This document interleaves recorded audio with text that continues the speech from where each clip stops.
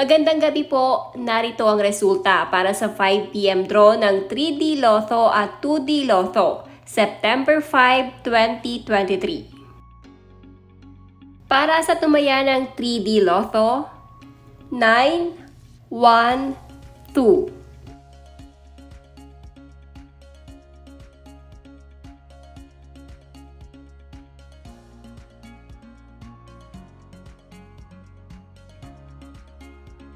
Para naman po sa tumaya ng 2D Lotto, 19, 17.